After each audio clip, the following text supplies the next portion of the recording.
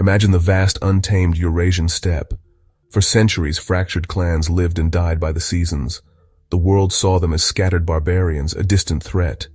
In the late 12th century, powerful empires felt secure, but this land held raw, untapped potential.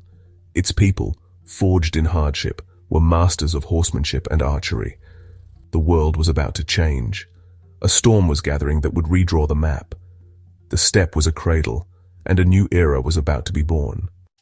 Into this harsh world, a child was born, named Temujin. He was the son of a minor tribal chieftain.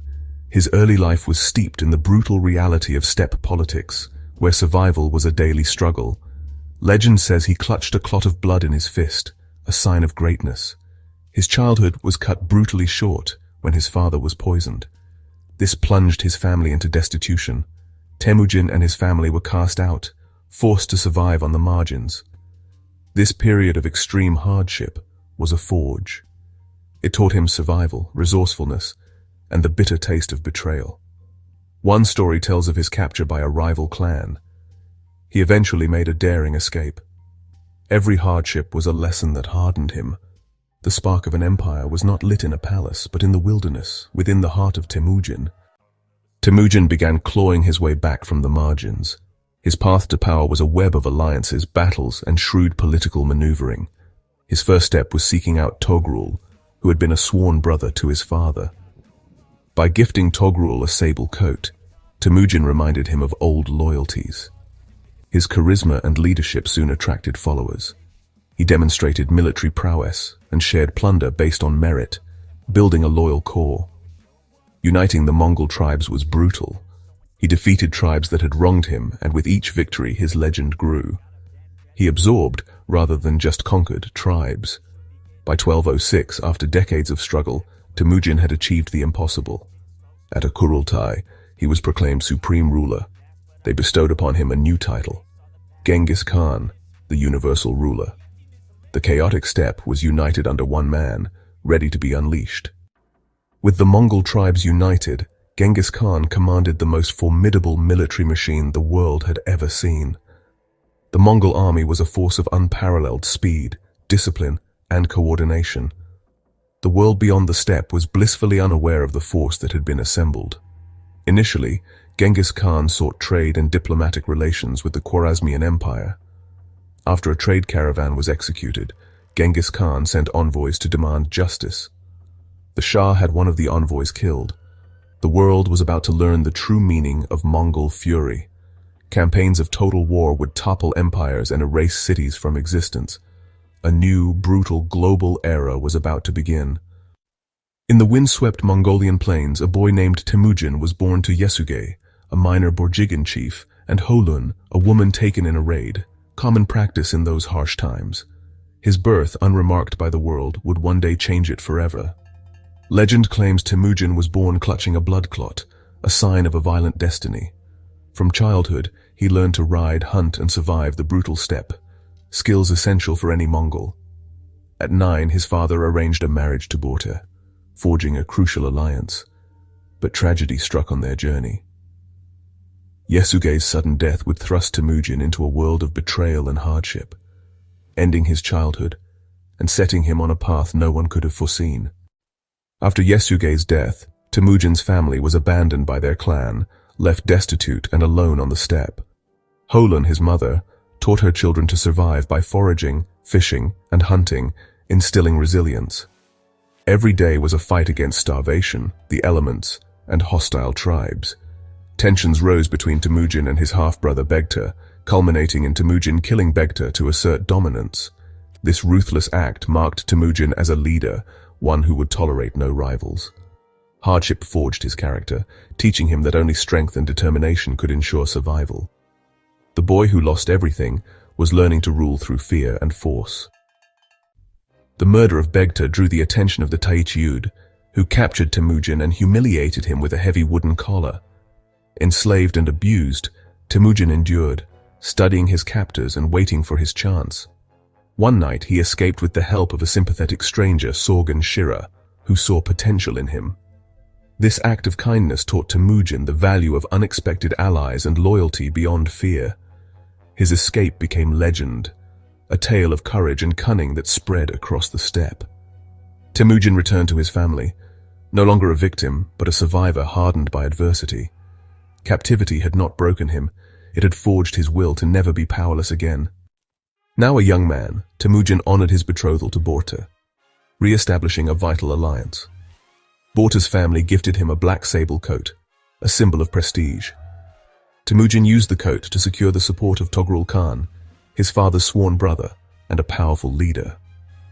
With Togrul's backing, Temujin gained legitimacy and began attracting followers. His fortunes rose, but danger remained.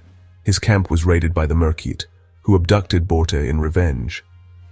This crisis would test Temujin's alliances and leadership for the first time. He was no longer an outcast, but a man with allies, a wife, and a growing reputation. The path to power had truly begun. Borte's abduction by the Merkit was both a personal and political challenge for Temujin. He called upon Togrul Khan and his sworn brother Jamukha, forging a powerful coalition. Together they launched a surprise attack, crushing the Merkit and rescuing Borte. The victory transformed Temujin's reputation, proving his worth as a leader and warrior. Warriors from other clans began to join him, drawn by his success.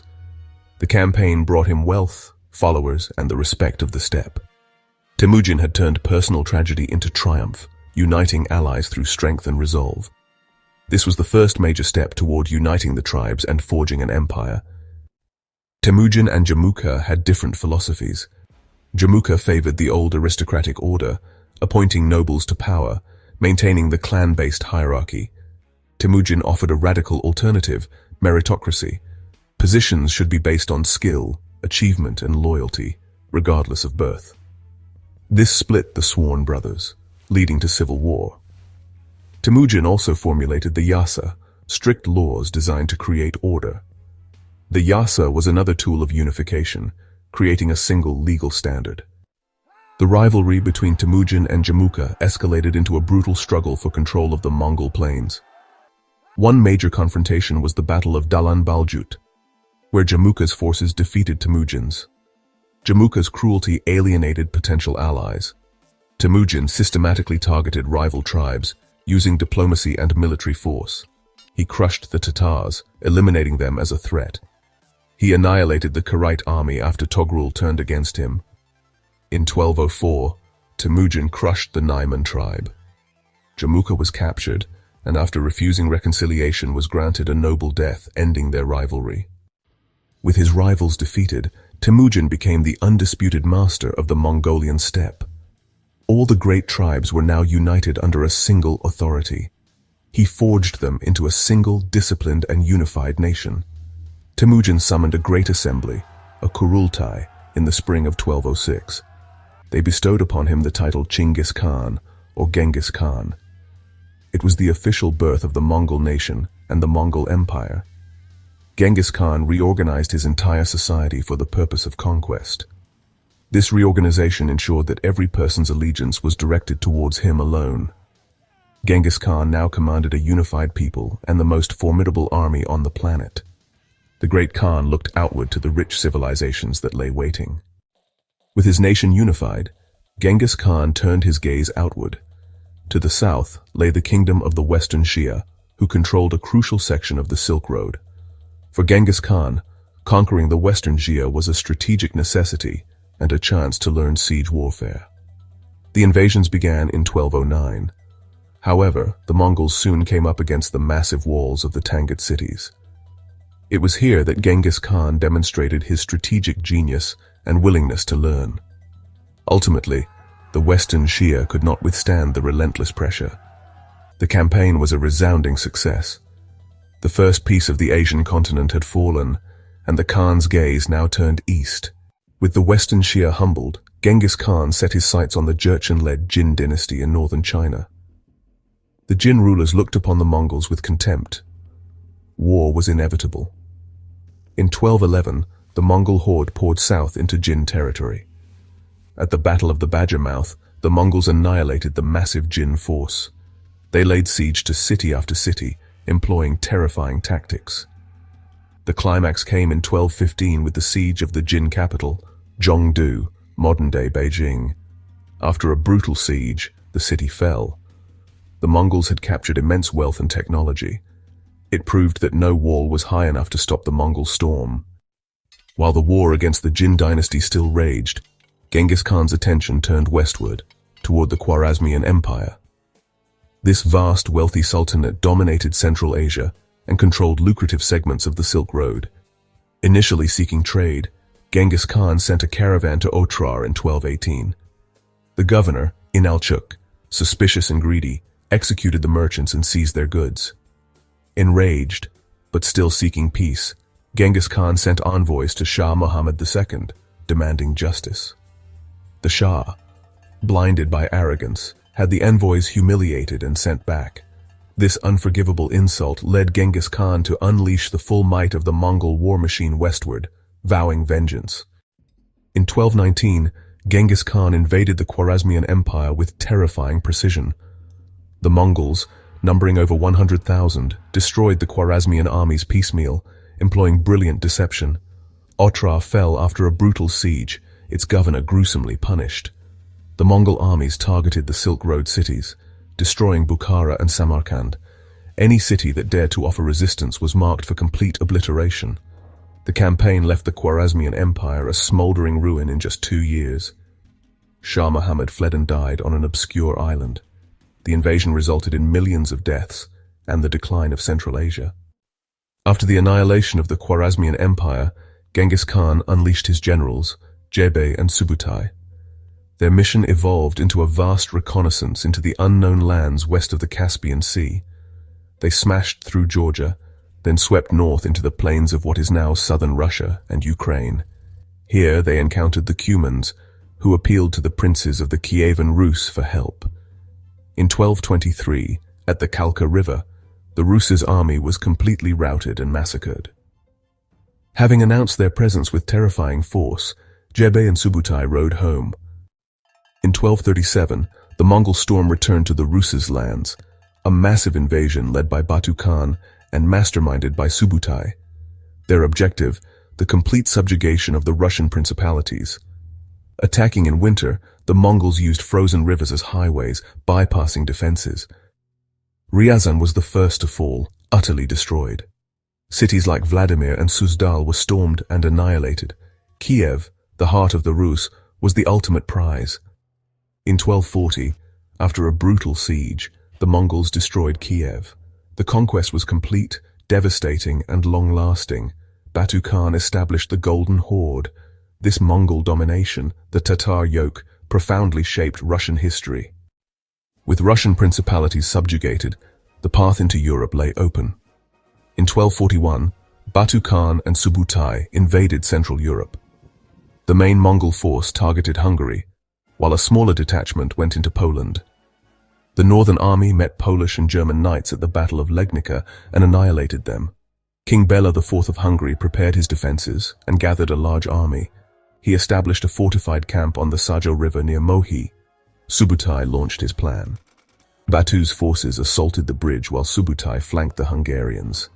By dawn, the Hungarian army was attacked from front and rear and completely surrounded. The Hungarians began to flee in a disorganized rout into a trap. The Hungarian army was exterminated. The Battle of Mohi was a disaster for Europe, leaving Hungary defenseless. While Batu Khan's Golden Horde was terrorizing Eastern Europe, Hulagu Khan targeted Islamic powers in the Middle East. His primary targets were the Nizari Ismailis, also known as the Assassins, and the Abbasid Caliphate in Baghdad. Hulagu's army reduced their mountain fortresses, ending the order's power. Baghdad was sacked, a cultural blow from which the Islamic world would take centuries to recover. Palaces, mosques, and libraries were burned, and the population massacred. The Grand Library was destroyed, its books thrown into the Tigris. Hulagu's advance was halted, and his forces were defeated by the Mamluks at the Battle of Ain Jalut. This pivotal battle marked the high watermark of Mongol conquest in the Middle East. While the name Mongol is often synonymous with brutal conquest, this is only one side of a complex story. Historians call this era the Pax Mongolica, or the Mongol Peace. This unified rule brought an end to constant warfare, creating a secure environment for travel and commerce. Under the Great Khans, the legendary Silk Road was revitalized and protected. This security fostered a massive resurgence in cross-continental trade. Merchants, missionaries, and explorers could now journey with relative ease, creating a vibrant flow of goods and ideas.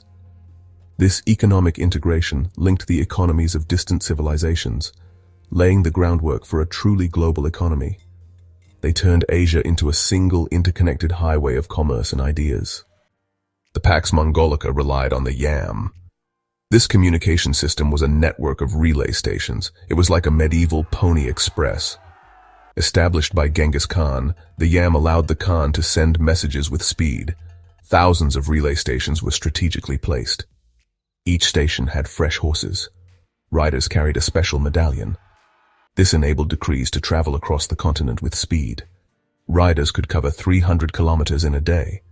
The Yam allowed the Mongols to maintain control over their domain. Marco Polo was in awe of its scale. The Yam was the logistical backbone of the Pax Mongolica. The Mongol Empire, by its very nature, became the world's greatest melting pot.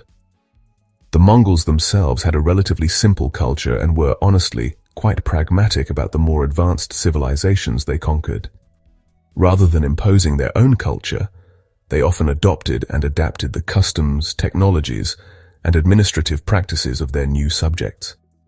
More importantly, their policy of forcibly relocating skilled individuals created an unprecedented cross-pollination of cultures.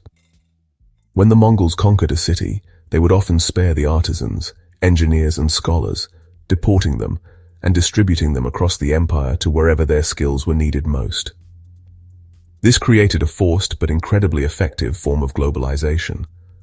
This policy meant that Chinese engineers found themselves building siege engines in Persia, and Persian astronomers were brought to the Mongol court in China to help reform the calendar. Muslim weavers from Central Asia were relocated to China to produce fine textiles, while Chinese doctors practiced their medicine in the Middle East.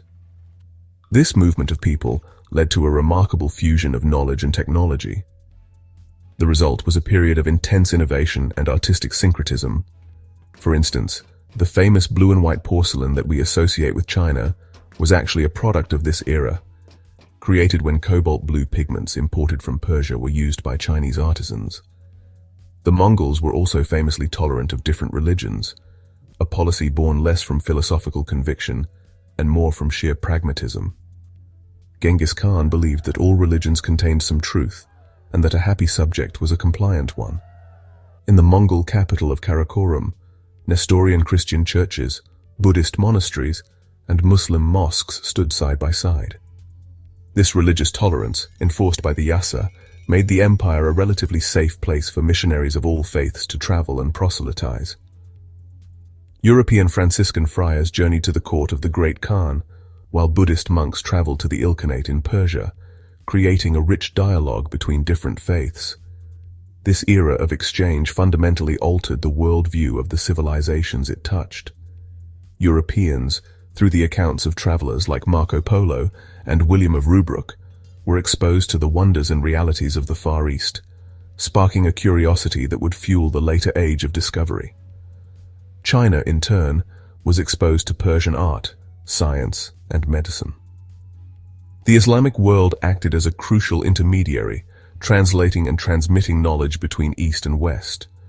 The Mongol Empire, therefore, acted as a powerful and often brutal agent of transmission, shattering the isolation of distant cultures and weaving their destinies together in a complex global tapestry.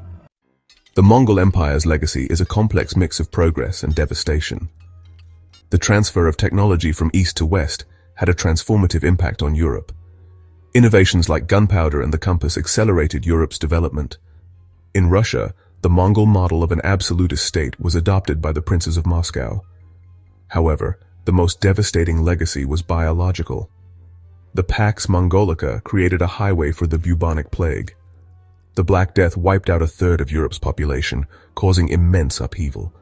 It was the unforeseen consequence of the interconnected world the Mongols had created. They shattered the old world and laid the foundations for the one we know today. 8 centuries after his death, Genghis Khan remains one of history's most polarizing figures. To many in the West, He is the ultimate barbarian.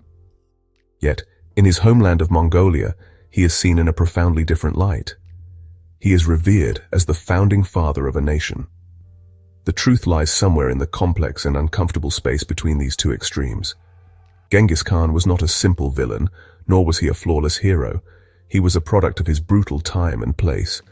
To truly understand his legacy, we must look beyond the easy labels. We must see him not as a caricature, but as a complex historical actor.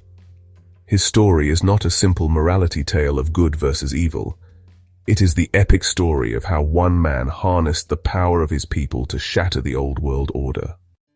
The conquests of Genghis Khan redrew the political and demographic map. Empires were erased, replaced by new Mongol states like the Yuan Dynasty and the Golden Horde. Mongol rule in Russia shattered old structures, but inadvertently created the modern Russian state. The invasions caused catastrophic loss of life, altering population balance. The world transformed, with new borders and power centers rising. Ironically, the interconnected world he created ensured no similar conqueror could rise again. Perhaps the most enduring legacy of Genghis Khan is not one of destruction or political change, but of connection. By forging the largest contiguous land empire in history, the Mongols effectively shattered the walls that had long separated the great civilizations of Eurasia. The Pax Mongolica, the peace enforced by Mongol might, transformed the vast and dangerous lands between China and Europe into a single, traversable space. This created for the first time a truly interconnected world, a system of exchange where goods, ideas, technologies, and people could move across continents with unprecedented speed and safety. This was not just a change, it was a global awakening. This new connectivity sparked a revolution in knowledge. European minds were suddenly opened to the existence of a highly advanced and wealthy civilization in the Far East. Thanks to the detailed accounts of merchants like Marco Polo and friars like William of Rubruck. These stories of distant lands and incredible wonders ignited a powerful sense of curiosity and ambition in Europe. The desire to find new sea routes to the legendary riches of the East, a desire born in the Mongol era, would directly fuel the European age of discovery 2 centuries later. Columbus, carrying a copy of Marco Polo's travels, was not seeking a new world. He was trying to find a new way to the old world the Mongols had revealed. The technological transfers that occurred during this period were transformative. Critical inventions from China, gunpowder, the compass, and printing, made their way west along the Mongol-protected trade routes. In European hands, these technologies would be refined and weaponized, ultimately enabling Europe to rise to global dominance. Without the Mongol bridge between East and West, these innovations might have taken centuries longer to arrive, profoundly altering the course of Western and world history. The Mongols acted as the unwitting agents of a technological revolution that would reshape the global balance of power for the next 500 years. However, this new era of connection came with a terrible price. The same pathways that carried progress also carried plague. The Black Death, which devastated Asia, the Middle East, and Europe in the mid-14th century, was a direct consequence of the interconnected world the Mongols had built. It was a terrifying demonstration that a connected world is also a vulnerable one. This dual legacy of progress and plague is central to understanding the Mongol impact. They were the architects of a new, globalized era, but the foundations of that new world were laid with both the mortar of shared knowledge and the blood of shared catastrophe. In the final analysis, how do we measure the impact of a man like Genghis Khan? He was, without question, a conqueror of unparalleled success and brutality. The immediate human cost of his invasions is staggering, a tale of millions dead and cultures erased. He was, in the eyes of those who stood in his path, the flail of God, a divine punishment sent to scourge a sinful world. This aspect of his legacy is undeniable and must never be forgotten. The terror he inspired was real, and the destruction he wrought was on a scale that defies easy comprehension. He brought an old world to a violent and bloody end, but he was also more than just a destroyer. From the ashes of that old world, he and his successors laid the foundations for a new one. He was an architect of empire, a brilliant administrator, and a visionary who saw the value in law, trade, and communication. He created a system that, for a time, made the world smaller, safer for travel, and more connected than it had ever been. The Pax Mongolica fostered an exchange of goods and ideas that triggered profound changes across the globe, accelerating the pace of history and weaving the destinies of distant peoples together into a single, intricate tapestry.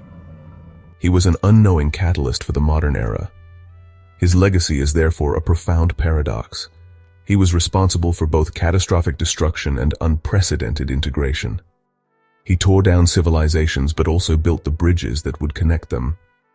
The world we inhabit today is, in countless and often invisible ways, a world shaped by the actions of this one man from the remote Mongolian steppe. The political boundaries of modern nations, the flow of technology and ideas, the very concept of a connected global economy, all bear the faint, distant echo of the Mongol horsemen. His story is a powerful testament to the capacity of a single individual to alter the course of human history.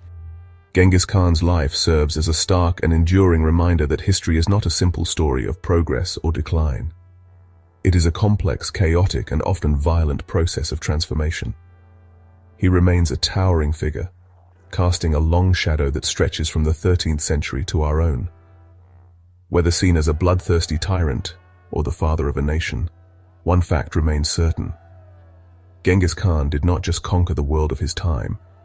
He fundamentally and forever changed it, leaving behind a legacy as vast, complex, and enduring as the empire he built.